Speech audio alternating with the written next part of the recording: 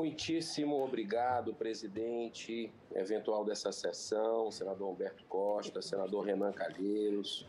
Eu estava ouvindo agora aí a manifestação indignada do senador Marcos Rogério, e eu quero me somar a ele. Eu não estou presente com vocês agora, porque eu estou aqui fisicamente no Rio Grande do Norte, já eu explico por quê. Mas realmente eu considero um absurdo, né? Tem uma frase que o grande pacifista Martin Luther King, humanista americano, coloca, que é o seguinte: uma injustiça em algum lugar é uma ameaça à justiça em todo lugar. O que a gente está vendo aí de colocar como investigado o presidente do Conselho Federal de Medicina é uma injustiça tremenda. Eu acho que isso apequena mais ainda essa comissão parlamentar de inquérito, porque sequer ouviu, sequer se deu ao trabalho de ouvir um requerimento meu. Eu digo aqui, também indignado, um requerimento que eu fiz há muitos meses para que ele fosse ouvido. Seria útil ao agradável, a gente iria ouvir e tirar as nossas próprias conclusões. Mas a CPI nem isso quis fazer. Já vai colocar o cara, o presidente do Conselho Federal de Medicina numa condição investigado diretamente, ou seja, sem dar o direito à ampla defesa do contraditório a ele, a expor os seus estudos, a toda a situação. Então, realmente mostra uma perseguição implacável, covarde, eu diria até, com o presidente do Conselho Federal de Medicina, que aí sim representa aí milhares e milhares de médicos no Brasil. Mas o bem, a verdade e a justiça vão prevalecer, né? Isso aí é uma questão de tempo. O tempo é o senhor da razão. E eu falo aqui com os senhores, dando já boas-vindas para o doutor Paulo Roberto, já tem umas perguntas para ele aqui, mas eu quero explicar por que eu estou aqui. Por que eu vim nesse dia de CPI aqui para o Rio Grande do Norte, aqui para Natal?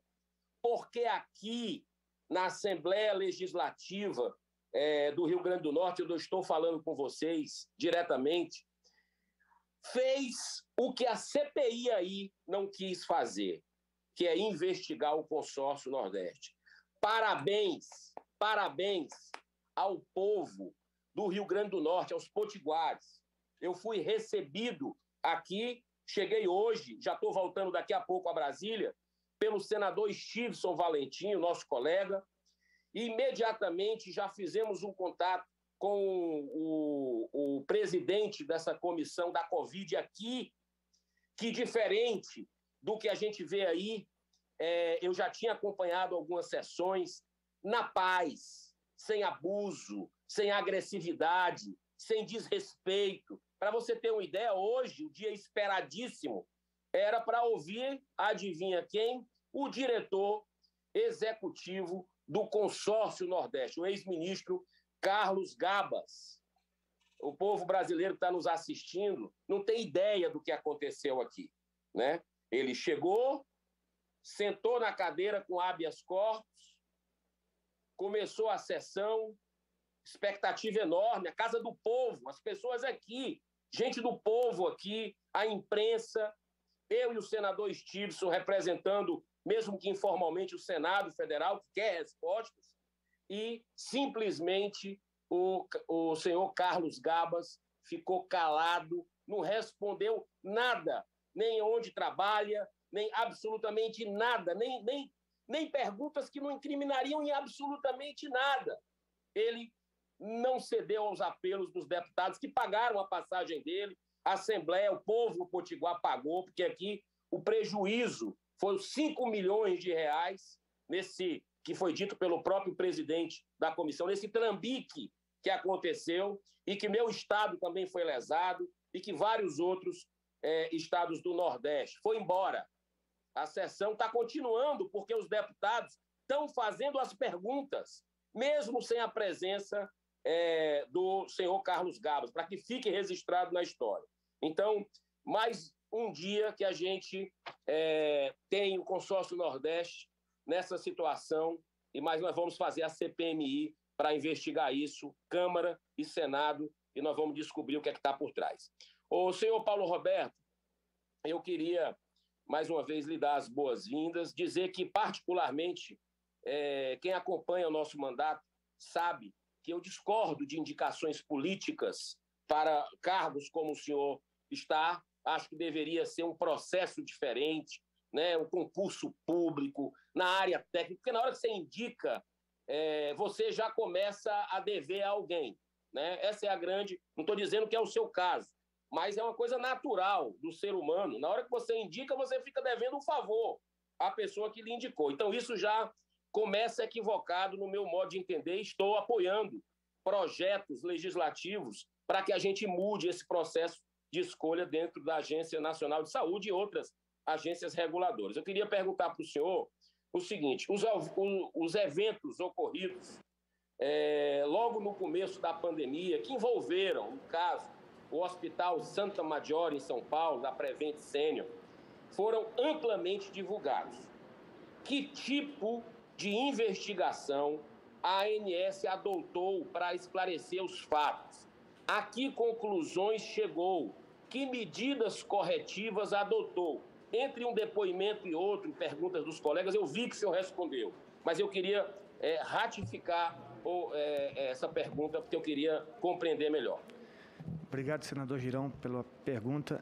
A agência, antes mesmo daquela situação que tinha sido veiculada pelo ministro Mandetta, à época, a agência teve no Hospital Santa Maggiore no dia 23, se não me falha a memória, de março, em que fez uma visita técnica, só que o foco da visita foi relacionado à questão dos leitos.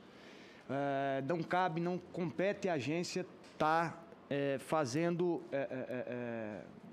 apurações, aquelas que foram narradas relacionadas à morte de pacientes, e aí sim caberia a outros órgãos que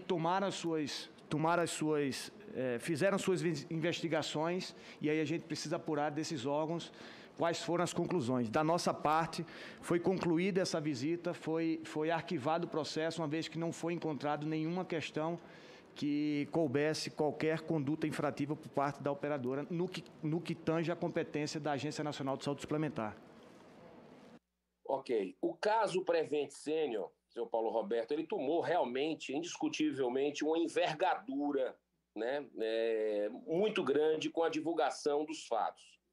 Temos um auto de infração lavrado no mês de setembro agora, no mês passado. O senhor não acha que demorou muito tempo para que esse caso viesse ao conhecimento público? Não há uma certa lentidão na Agência Nacional de Saúde, uma certa leniência com os planos de saúde do Brasil? Senador Girão, agradeço a pergunta. Eu acho que já pontuamos aqui, mas eu acho que eu não me fiz claro. Na verdade, a agência, desde o começo das primeiras denúncias que foram realizadas, a agência vem tomando as suas precauções, vem abrindo os processos sancionadores. Trouxe o número aqui de janeiro a setembro de 2021, de janeiro de 2020 a setembro de 2021. Foram abertos 248 mil reclamações. Dessas reclamações, tiveram questões que foram sanadas, quase 92% dessas reclamações foram sanadas. Obviamente, focando essa questão do kit Covid, foram 6 processos por parte abertos contra a operadora e, em razão de novas denúncias abertas e informadas pela CPI, é que a agência fez outras visitas técnicas, abrimos outros processos e esses processos estão sendo apurados. 2 deles já foram lavrados autos de infração.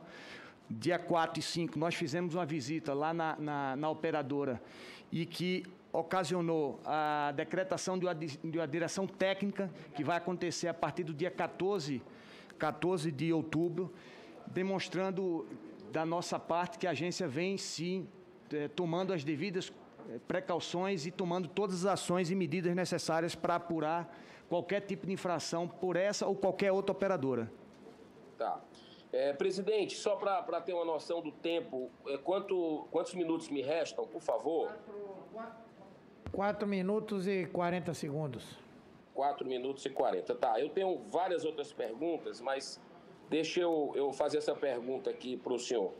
A questão envolvendo a Prevent Senior trouxe à tona pontos que serão alvo de discussão na sociedade brasileira, tais como a falta de transparência no mercado de saúde, a vulnerabilidade dos cidadãos perante as consultas médicas e dos planos de saúde, além do deficiente controle das práticas das operadoras da área de saúde. Pergunto, o que a ANS está fazendo para mitigar esse crônico quadro?